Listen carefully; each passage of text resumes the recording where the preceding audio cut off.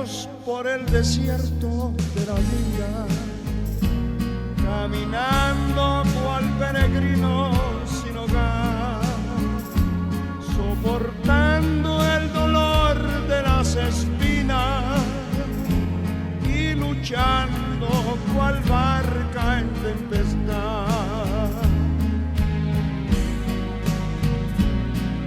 La fuerza irresistible de mi Dios me levanta cuando débil yo me encuentro. No importa los azotes del desierto, de su mano andaremos tú y yo. La fuerza irresistible de mi Dios me levanta cuando débil yo me encuentro. No importa los azotes del desierto, de su mano andaremos tú y yo. Los vientos nos azotan cada día, pensamos que vamos a desmayar, porque solos en la lucha no podemos, necesitamos la fuerza de Jehová. La fuerza irresistible de mi Dios me levanta cuando débil yo me encuentro.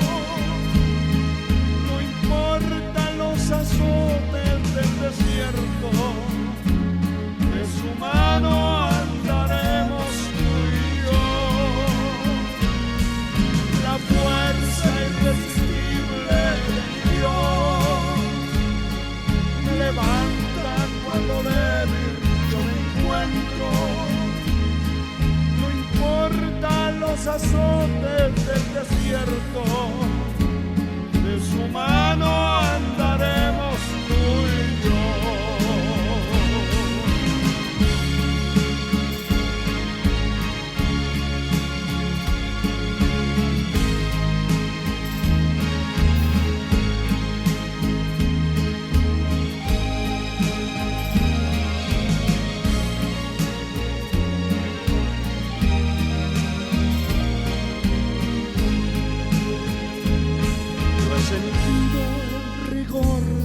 La batalla, qué duro y qué difícil avanzar, cuando todas mis fuerzas se me acaban, siento que Cristo me viene a levantar. La fuerza irresistible de mi Dios me levanta cuando débil yo me encuentro. No importa los azotes del desierto, de su mano andaremos tú y yo. La fuerza irresistible de mi Dios me levanta cuando débil yo me encuentro. No importa los azotes del desierto, de su mano andaremos tú y yo.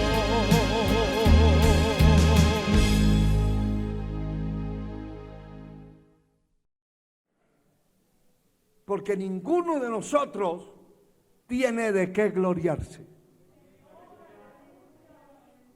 Por eso les decía al comienzo que cada vez que estudiamos, escudriñamos las Escrituras acerca de este tema, se aumenta en el corazón, en el alma, la gratitud, el agradecimiento, porque cuando usted cree que llegó a conocer a Cristo siendo una persona importante, siendo el grande, siendo el señalado entre muchos, entonces dentro de la iglesia dentro de la congregación de los elegidos, dentro del pueblo de Dios, también quiere tener ese estatus y ser grande.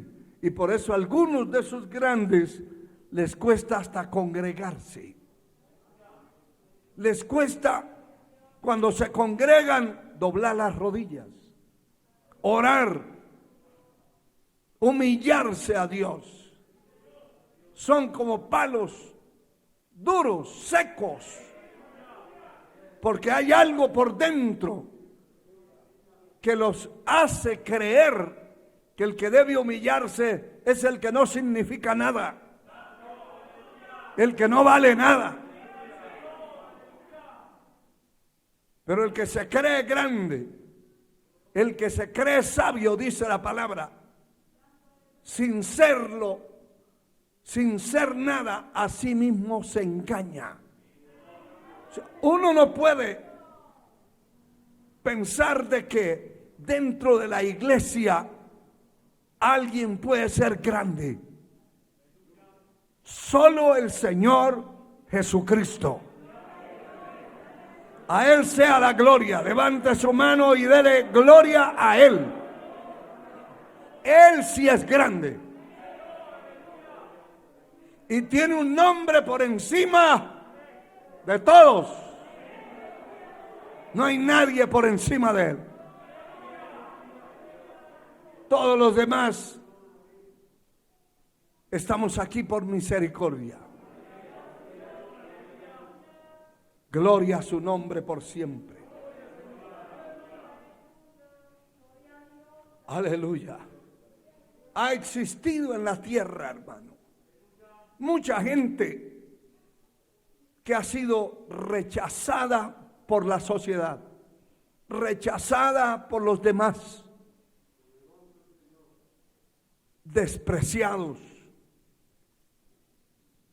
rechazados como si fueran leprosos por los demás. Y eso hasta se mira dentro de las mismas familias, dentro de las mismas familias que no sirven a Dios. Algunos los tienen demasiado altos y a los otros de su propia familia los tienen rechazados y vedados a todo, porque el mundo, ese es su concepto. El mundo ha llegado a creer que usted vale o que vale la persona por lo que tiene en el bolsillo, por lo que tiene en el banco. De lo contrario, no vale nada. Pero para Dios no es lo que tiene en el bolsillo, ni lo que tiene en el banco, ni la casa que tiene, ni cualquier finca que pueda tener. No son las vacas ni los caballos que tenga. Es la misericordia de Dios sobre su vida. Eso basta. Como le dijo el Señor a María, hermana de Marta y de Lázaro, le dijo: esta mujer ha escogido la buena parte, la cual no le será quitada. No le será quitada. Le está hablando que ni en esta vida, ni en la venidera, ni en lo presente, ni en lo eterno le será quitado. Porque si es salvo, si es escogido, si es elegido por la presencia de Dios, nadie le quitará lo que Dios le ha puesto. A Él sea la gloria. A Él sea la gloria. Aleluya. Bendito sea Dios para siempre. ¡Qué maravilla! Hemos sido escogidos, levantados de la basura. Dice la Escritura en el primer libro del profeta Samuel, el capítulo 2, versículo 8 y 9, lo siguiente: gloria a Dios para siempre. Primer libro de Samuel 2:8. Él levanta del polvo al pobre. Aquí hay otra afirmación. El Señor es el que levanta del polvo al pobre. En primer lugar, está hablando de un pobre. Y segundo, está hablando de alguien que está en el polvo. Es decir, llegó al límite de la miseria. Porque si alguien tiene que dormir en la calle, alguien no tiene dónde meterse. Cuando oímos que a veces la temperatura baja a niveles extremos, hay comisiones del mismo gobierno y entidades, ONGs y algunas empresas que se preocupan por aquellos indigentes que están botados en la calle. Y salen a repartir frazadas, cobijas, otros a repartirles comida en la noche a todos aquellos que están botados en el polvo. Eso es estar en la miseria total, durmiendo debajo de un puente, por la razón que sea, por la droga, por el vicio, por la prostitución, por la degeneración, por la razón que sea. Pero si Dios encuentra una persona en esa condición, Él es el que levanta del polvo al pobre y del muladar exalta al menesteroso. Usted va a decir, gracias a Dios que a mí nadie me encontró debajo de un puente. Dele gracias a Dios. Si no lo encontraron debajo de un puente.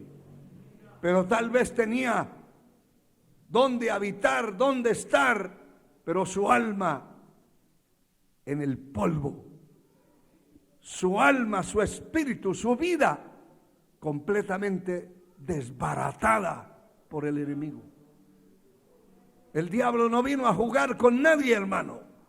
Vino a matar, a robar y a destruir. Y el que se lo permita lo destruye. Porque cuando conocemos a Cristo, ya no depende del diablo que haga lo que quiere. Ya depende de usted o de mí. Porque ya el Señor nos rescató y nos dio las armas para defendernos de las fuerzas de las tinieblas, para atar, para echar fuera demonios. Poder en la sangre de Cristo. Las armas de nuestra milicia no son carnales, sino poderosas en Dios para la destrucción de fortalezas. Eso indica que después de conocer al Señor Jesucristo como Salvador de nuestra alma, ya la destrucción no depende de Satanás, porque ya no puede, depende de la persona. Pero Él sí nos encontró en condiciones deplorables, terribles, y levantó nuestra vida del polvo, de la ignorancia,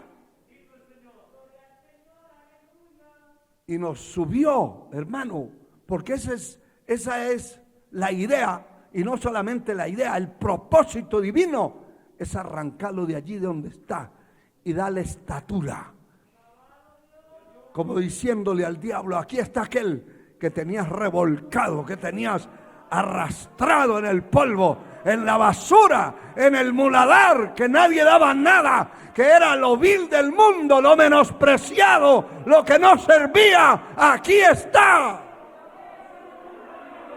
Oh, gloria a Dios. Oh, gloria a Dios. Aleluya. Qué precioso es saber de que no solamente cosas materiales pueden ser restauradas, pueden ser mejoradas, sino que ese es el propósito de Dios con la humanidad. El Señor no vino a buscar gente preparada y gente ilustre y gente limpia. No, la palabra dice que Él vino a buscar y a salvar lo que se había perdido. No había esperanza, pero Él vino a eso. Y vino a rescatar y a tomar en las manos, a limpiar con su sangre, a romper cadenas, a desbaratar yugos. Vino a deshacerle la obra al diablo. Que el Señor lo reprenda. Y el propósito divino es estaturar esa gente, a los seres humanos, irlos subiendo de estatura. Por eso digo que ya no depende el que sea destruido, no depende del diablo, depende de la persona. Porque el Señor le dio cómo defenderse, le dio unas rodillas para que pelee la batalla, le dio las armas de la justicia y de la milicia, que no son carnales, las armas como la palabra de Dios, como la oración, como lo que para muchos es insignificante, congregarse. Ese es un arma. Es un arma poderosa. Y muchos probaron en todo este tiempo que no se podían congregar, probaron que sí es un arma. Y seguro que no muchos, pero sí hubieron los descarriados, los desbaratados. Si se hubieran muerto, si hubieran ido con el Señor, bendito. Pero dejarse desbaratar para irle a servir al diablo, la maldición vino de nuevo sobre él. Sea Dios glorificado para siempre. Él es el que levanta del polvo al pobre, del muladar exalta al menesteroso. Y mire la estaturación para hacerle sentarse con príncipes y heredar un sitio de honor. Ese es el propósito divino. Si Dios lo encontró en la miseria, no puede seguir en la miseria. Dios lo va a levantar de allí. Dios le va a abrir las puertas. Dios le va a dar lo que necesita.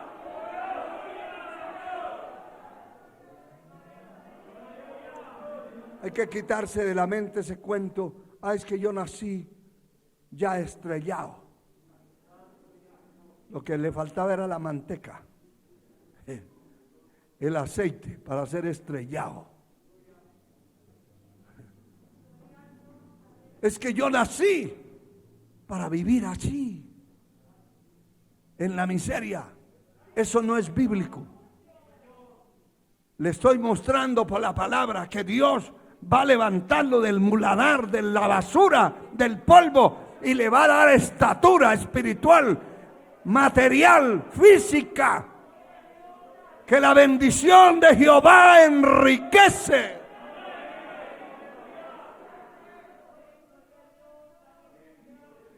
Una riqueza integral de un cristiano vivo.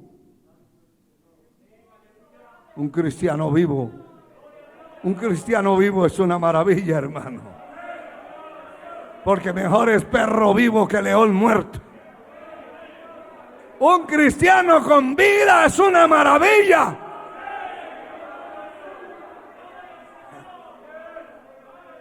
Porque el infierno lo tiene que respetar. El mundo lo tiene que respetar. El diablo lo tiene que respetar. La sangre de Cristo tiene poder.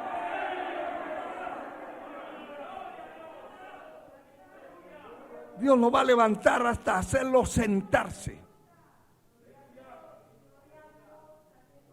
Para hacerle sentarse con príncipes y heredar un sitio de honor. Yo le aseguro, hermano, cualquiera de ustedes que sea fiel a Dios en todos los aspectos de la vida cristiana, que no se quedará en la estatura que conoció a Cristo. Eso es estancamiento o retroceso.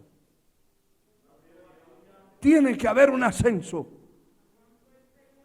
Debe haber un ascenso. En lo económico, un ascenso. En lo espiritual,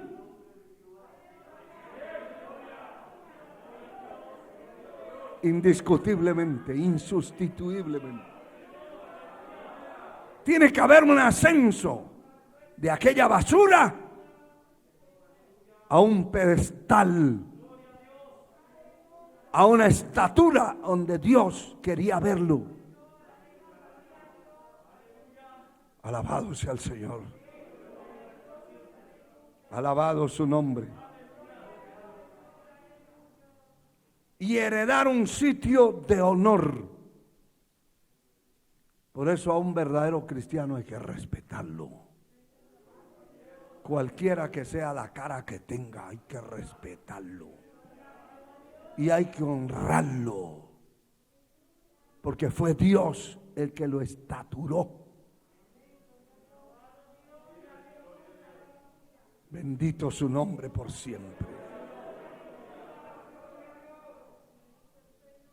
Porque de Jehová son las columnas de la tierra, Él afirmó sobre ellas el mundo, y Él guarda los pies de sus santos. Mas los impíos perecerán en tinieblas, porque nadie será fuerte por su propia fuerza. Es la mano de Dios que lo va a levantar. No importa cuántos lo tiren para abajo, si la mano de Dios lo agarró y lo levanta, nadie. Oh, gloria. Oh, alabado sea Dios. Puede maldecirlo quien quiera. Nadie lo podrá aplastar. Si la mano de Dios lo agarró y lo levantó, ay, hermano, de allí no lo baja nadie. Ahora, si es la mano del hombre que lo agarró, lo tomó y lo levantó, ese lo suelta en el camino y se va a desbaratar cuando caiga. Pero si es la mano de Dios, el Señor dice que mis ovejas oyen mi voz y me siguen. Y están en mis manos. Y nadie las arrebata de mi mano. Mi Padre que me las dio mayor que yo. Y nadie las arrebata de la mano de mi Padre. A Dios sea la gloria. A Dios sea la gloria para siempre. Aleluya. Bendito sea Dios. Quiero mostrarles unos poquitos ejemplos.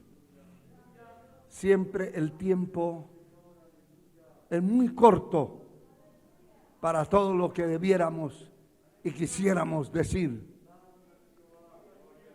Pero mire lo que está escrito en Hechos capítulo 4. Bendito sea el Señor. Capítulo 4, versículo 2 al 4. Dice: resentidos de que enseñasen al pueblo y anunciasen a Jesús, en Jesús, la resurrección de entre los muertos. Les echaron mano y los pusieron en la cárcel hasta el día siguiente, porque era ya tarde. Pero muchos de los que habían oído la palabra creyeron, y el número de los varones era como de 5,000. Note algo aquí. En primer lugar, les echaron mano y los pusieron en la cárcel hasta el día siguiente, porque ya era tarde. ¿Por qué los apresaron? Porque estaban enseñando y anunciando que en Jesús, anunciando que Jesús había resucitado de los muertos. Estaban predicando, porque antes que el Señor resucitara, o hubiera, para resucitar tenía que haber muerto, antes que Él muriera y resucitara al tercer día. Todo era como muy incierto. Todos esperaban en una forma material que Jesús nunca muriera. Lo veían muchos como una oportunidad política por las multitudes que iban tras él. Otros lo veían como un maestro. Otros lo veían como un hombre muy bueno. Por eso uno le dijo maestro bueno, y el Señor de una vez, aunque lo era, le refutó eso. Y le dijo, ¿por qué me llamáis bueno? Bueno, solo Dios. Porque Él lo estaba enmarcando dentro de un marco entre lo que el mundo llama gente buena. Y hermanos, gente sin Cristo nunca habrán buenos. Bueno en el sentido de no estar dañado. Definitivamente que no. No se podrá encontrar. Y por eso el Señor le dijo, no existen buenos en la tierra. Solo Dios es bueno. Tremendo. Pero ese era el concepto de la mayoría de la gente. Unos decían una forma o una cosa y otros otra. Pero cuando ya Cristo muere, la peor paliza y derrota para el diablo se reconfirma, porque la primera fue en la cruz. Pero luego el diablo decía, bueno, de todas maneras, se murió, se acabó esto. Pero cuando resucita el Señor, al tercer día, y cuando va y se le aparece y se le presenta a más de 500 hermanos que estaban reunidos, y luego se le presenta a un grupo de mujeres, y así siguió presentándose, y les decía, yo soy. Y recuerden el incidente de don Tomás, que dijo, a mí se no vengan con ese cuento. Si yo no veo, yo no voy a creer en eso. Y llegó la oportunidad y se encontró de frente al Señor. Y le dijo, venga para acá, meta sus dedos aquí, en el costado, en la señal que dejó la espada. Mire mis manos. Terrible, hermano. Porque aunque el Señor resucitó con un cuerpo glorificado, esas señales no se le van a quitar. Cuando Él extienda las manos y usted y yo veamos la señal de los clavos. Ah, aleluya. Es para caer de rodillas, para caer en adoración cuando veamos la herida del costado que la lanza de Roma le atravesó. Y veamos su cabeza con todas las cicatrices de las espinas que atravesaron. Esa fue la derrota, lo que selló la derrota definitiva del infierno. El diablo ya no hallaba qué hacer.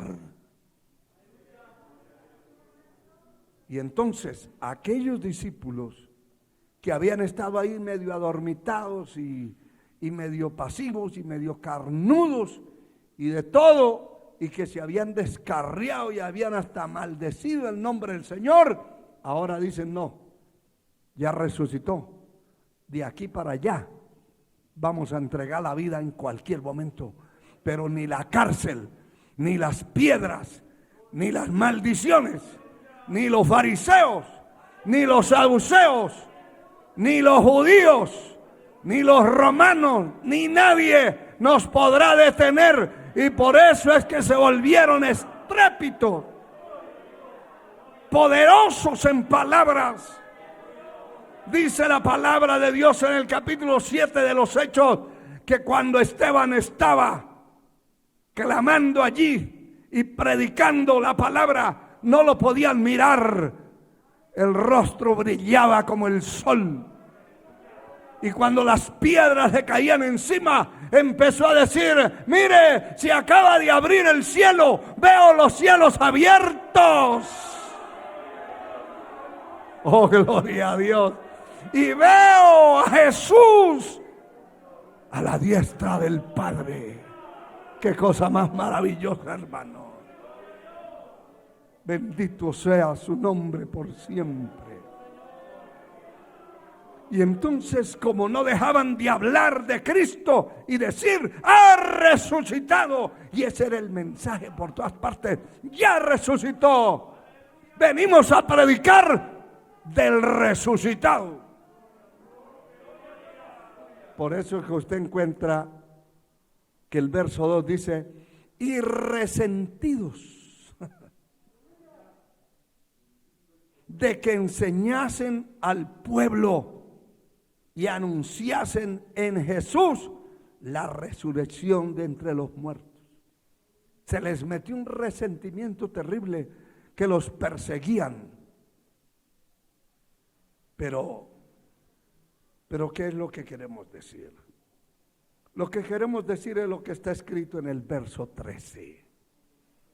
Entonces, viendo, mire eso, el denuedo de Pedro y de Juan, o sea, el ímpetu para predicar la palabra, para anunciar, y la firmeza con la que decían: Cristo resucitó de los muertos.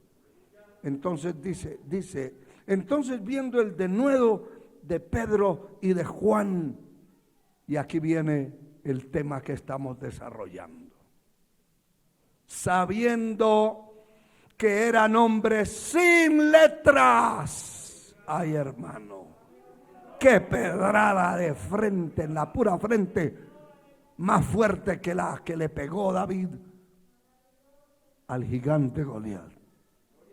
Esta es una pedrada muy fuerte, porque ellos sabían. Aquí dice: entonces viendo el denuedo de Pedro y de Juan, y sabiendo, no eran ignorantes, ellos sabían que esos hombres que estaban hablando y que predicando y orando por los enfermos y haciendo tantas maravillas y milagros en el nombre del Señor, eran hombres sin letra y del vulgo.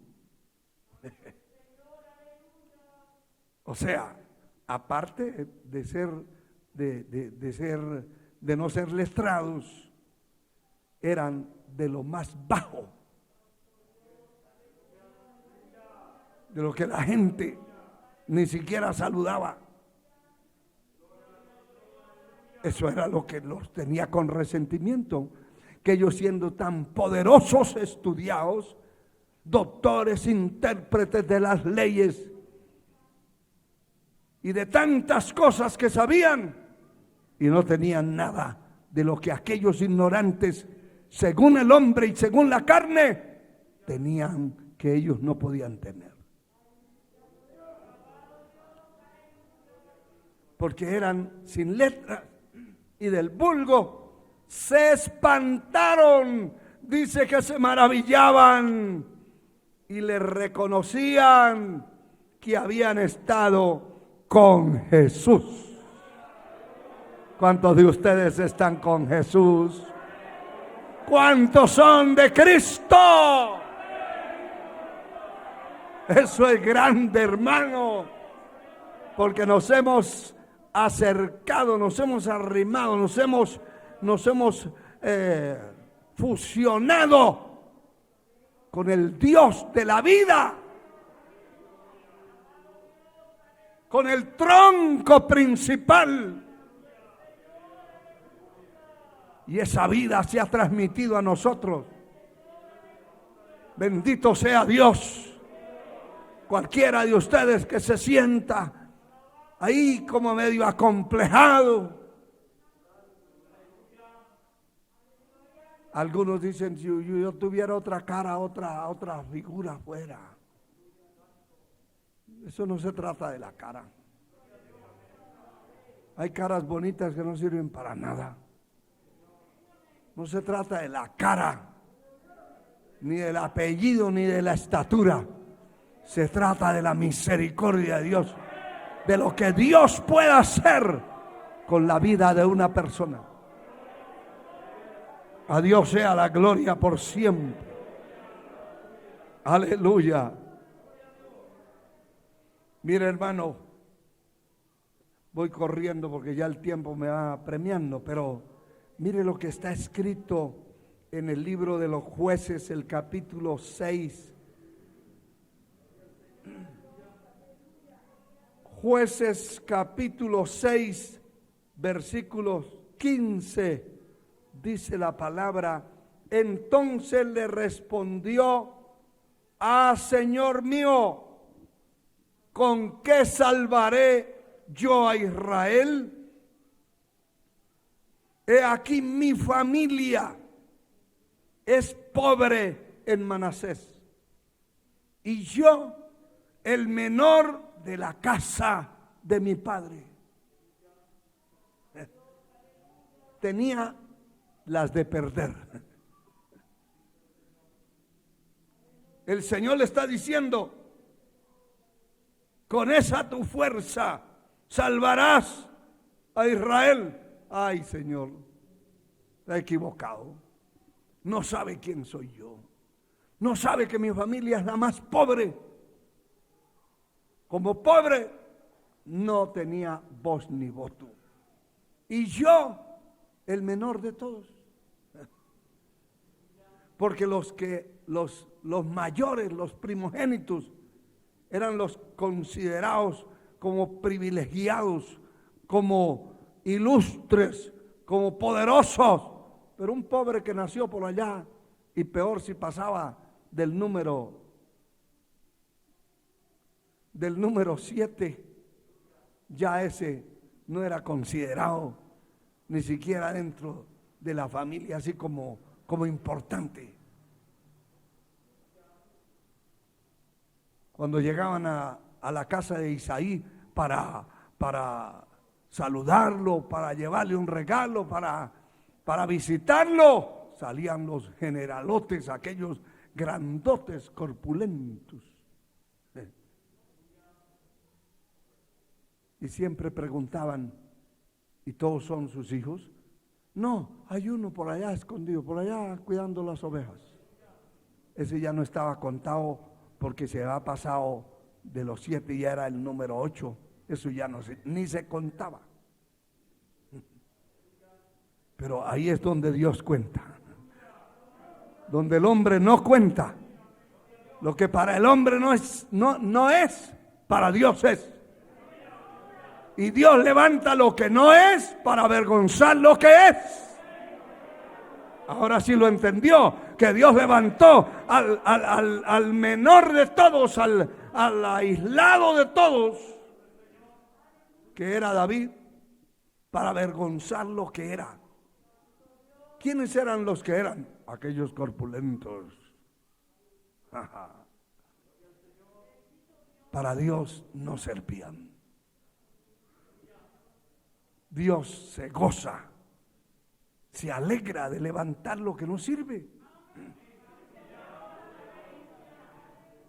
Por eso si usted dice, no, yo sí tengo una inteligencia desbordante y tengo, entiende, una percepción de las cosas, soy el sabio don Elefante. El Señor dice, está bien, pero voy a levantar uno que no es. Voy a levantar uno que no tiene ni nombre. Y lo voy a levantar para deshacer eso que es. Bendita gracia. Bendita la misericordia de Dios. Recuerdo que en varias actividades importantes y grandes, en la carne y para el hombre, escuché con mis propios oídos decir de algunos que estaban alrededor, y van a poner a ese hombre a predicar. Acuérdese que hoy va a llegar mucha gente. Como diciendo, hay que poner uno sabio, uno grande, uno, ¿entiende? Escogido. Pero ese pobre lo que hace es ofender a la gente. Eso lo escuchaba yo ya con el micrófono en la mano. Ese es el hombre. El hombre mira la apariencia. El hombre se basa en lo que miran los ojos. Pero Dios levanta de lo que no sirve para constituirlo en la punta de lanza, para romper lo que tenga que romper. No olvide esto que dijo este hombre.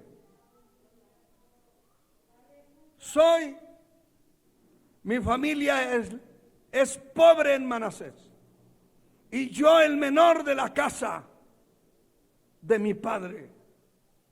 Y Jehová le dijo, ciertamente yo, y eso es lo importante. ¿Notó lo importante aquí? ¿Qué le está diciendo el Señor? Es cierto, su familia es pobre.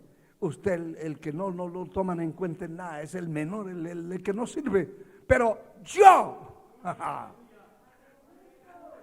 Jehová, voy a estar contigo. Eso es lo que marca. Eso es lo que importa. A Dios sea la gloria, hermano.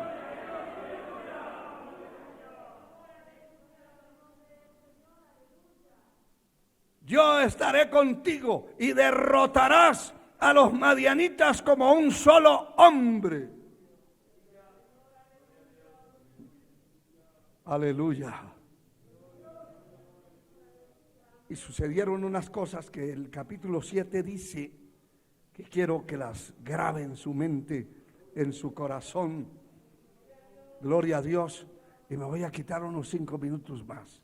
Pero grave esto, hermano. Porque es que esto, ahorita tal vez usted, que no tiene ningún problema, ninguna situación, todo eso es suave y hasta puede dormir mientras oye el mensaje.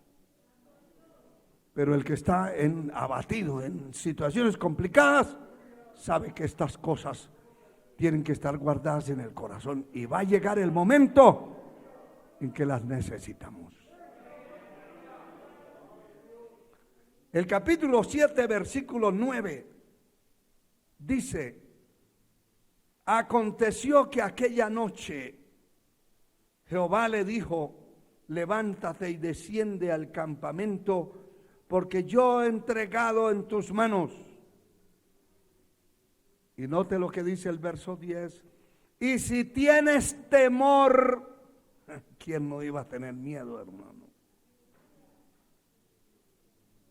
Usted sabe lo que es tener 300 hombres ante miles y miles y ante una coalición de reyes, porque eso no era uno solo, eso eran varios que se habían unido. Y este hombre inexperto, el menor de una casa y de una familia de pobres. Pero mire, el Señor le dice: y si tienes temor de descender, baja tú con fura tu criado al campamento.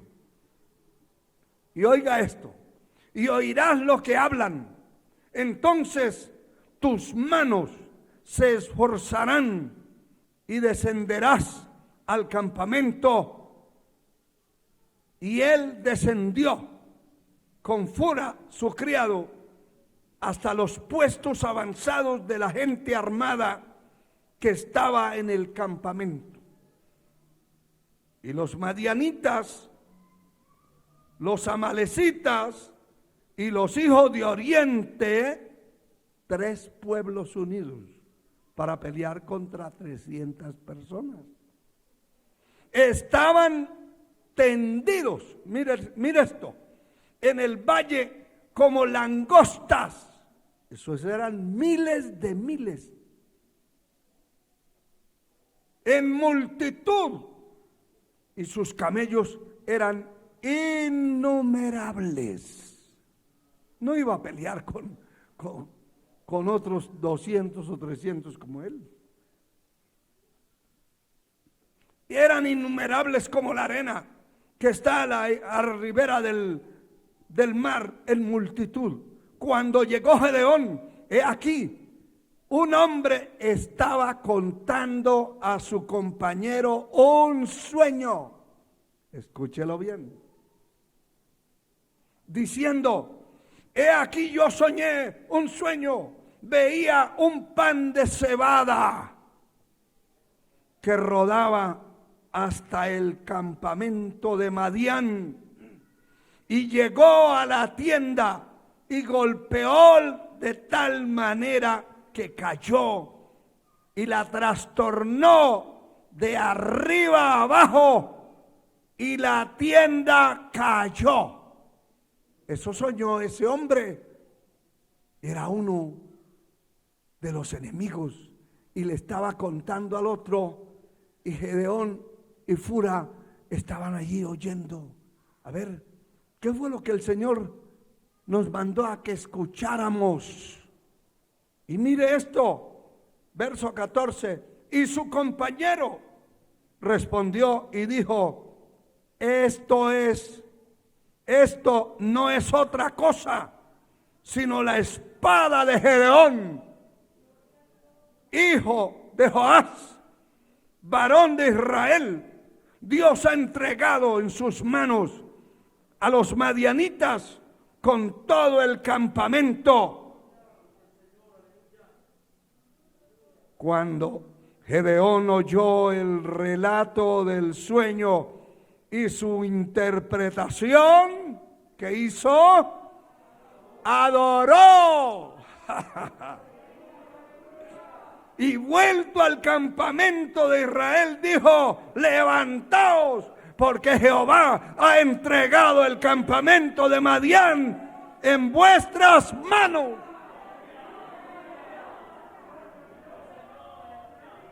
¿Sabe que servimos a un Dios extremadamente sabio,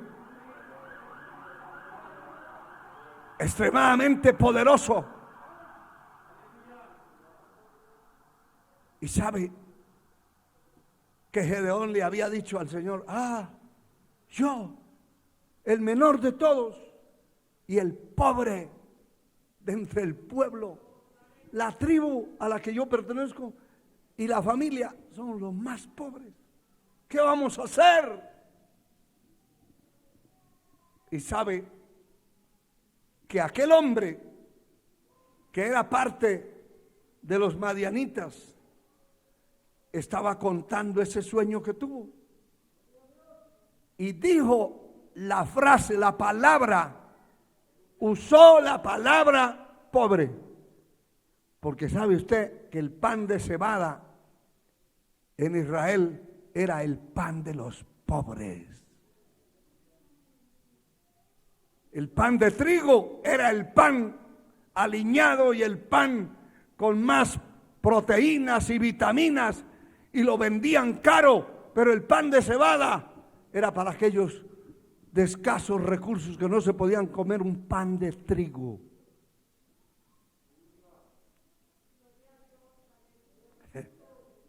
¿Qué es lo que estaba refiriendo? Aquel hombre dice que soñé y veía un pan de cebada, un pan de pobre, un pan de pobre, pero ese pan de pobres vino rodando y dando tumbos y golpeó el campamento de los madianitas y cayó. Y el otro dice, ¿y qué será eso?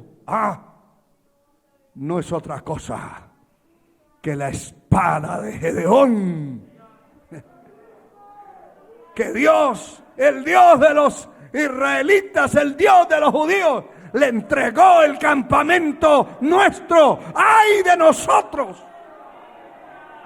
Porque un pan de cebada que no valía nada, que era un pan de pobres, desbaratará el campamento. ¿Con qué Dios pelea, hermano? Con lo que no es.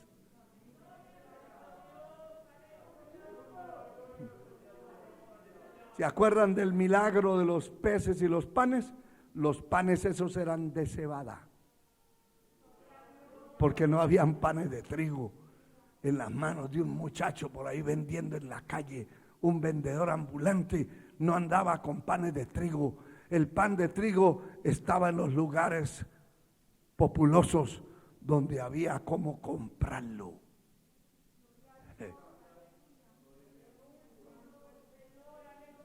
Pero Dios de esos panes de cebada los multiplicó por canastados y le dio a más de 5,000 hombres, sin contar niños ni mujeres, y todos comieron y se saciaron y se llevaron.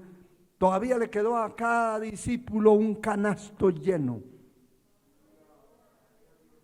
El Dios a que le servimos nosotros no es como muchos piensan, que es un Dios limitado y que estamos en esta situación y que mire y que quién nos sacará de esta situación. Por eso es que uno de estos días atrás les decía que para mí este tiempo de pandemia ha sido una gran victoria.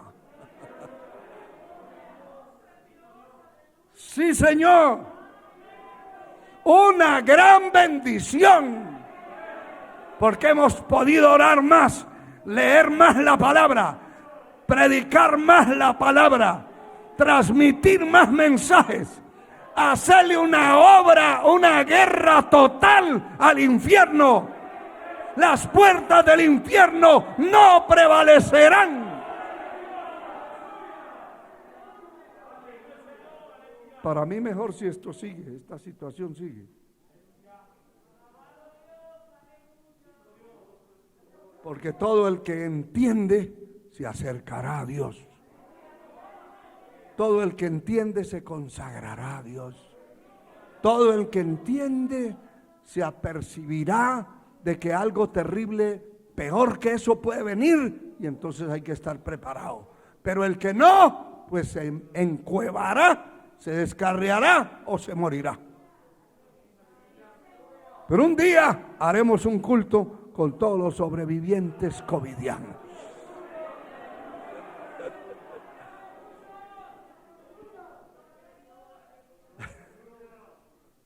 Bendito sea Dios.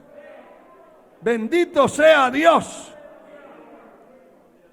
Y mire, termino con esto. El primer libro de Samuel, capítulo 9, verso 21, solamente como una referencia importante, que es el llamado y la escogencia que Dios hace en el caso de Saúl, para ponerlo como rey. Y mire cómo sucede. Y Saúl respondió y dijo: ¿no soy yo hijo de Benjamín, de la más pequeña de las tribus de Israel? ¿Está leyendo? Y mi familia no es la más pequeña de toda la familia de la tribu de Benjamín. ¿Por qué se me ha dicho cosa semejante? Y eso es muy importante, que usted siga reconociendo que es una persona sencilla, humilde. El día que usted diga: ah, no, yo soy, si ustedes conocieran mi familia, se quedarían con la boca abierta. Pero no es así. Que Dios nos ayude, hermano. Póngase de pie. Que Dios tenga misericordia de nosotros y que nos llene de su gracia. Nos hemos pasado unos minutos, pero levante sus manos y adore. Así como hizo Gedeón, cuando escuchó eso, levantó sus manos y adoró y dijo: de aquí en adelante no voy a dudar ni un ápice de que Dios está con nosotros. Aleluya. Aleluya. Poderoso es Dios.